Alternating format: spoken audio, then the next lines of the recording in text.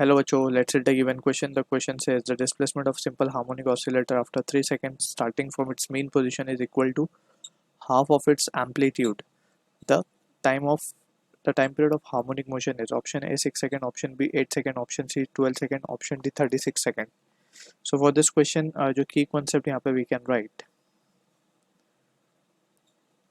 is the concept of equation of SHM.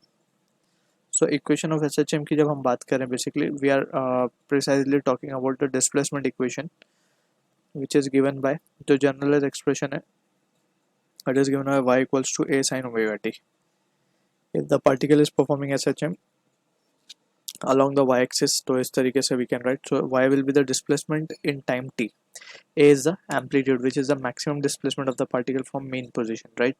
तो हमें बोला गया the displacement of simple harmonic oscillator after 3 seconds starting from its mean position. Actually जो expression ये पूरा complete होता है ये इस तरीके से होता है omega t plus five, right. अगर पार्टिकल स्टार्ट कर रहे हैं मीन पोजीशन से तो initial phase that is five की वैल्यू हो जाती है zero, and in that sense we can say y will be equals to a sine omega t, right. So that will be the complete explanation for this.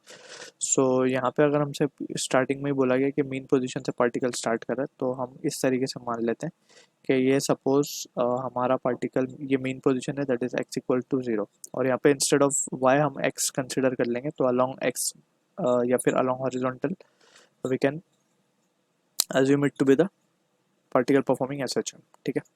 अब ये x equal to zero है और ये दो इसके extreme position है that is x equal to a minus a and x equal to plus a. ठीक है. अब बात अगर हम करें ध्यान से तो हमें बोला गया after 3 seconds starting from its mean position से स्टार्ट करने के 3 सेकेंड बाद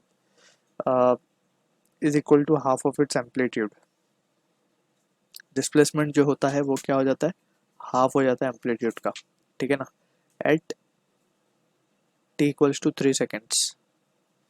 तो we can say from the equation above हम क्या लिख सकते हैं, y की जगह पे यानी कि x की जगह पे a/2 will be equals to a sine omega t and t will be precisely 3 seconds, right. So यहाँ पे अगर हम देखें तो a से a cancel, sine inverse of 1/2 will be equals to sine omega 3 omega. Clear. तो यहाँ से साइन इनवर्स ऑफ 1/2 को क्या लिख सकते हैं, π/6 यानी 30, and that will be equals to, यहाँ पे सिर्फ 3 ओमेगा बचेगा not sine, that will be equals to 3 omega. And from here अगर हम ध्यान से देखें तो ओमेगा को हम क्या लिख सकते हैं, omega can be written as 2π/t. ठीक है. तो पाई से पाई कैंसिल. टी की वैल्यू अगर हम देख लें तो टी की वैल्यू आ रही है 6 इंटू 6 36.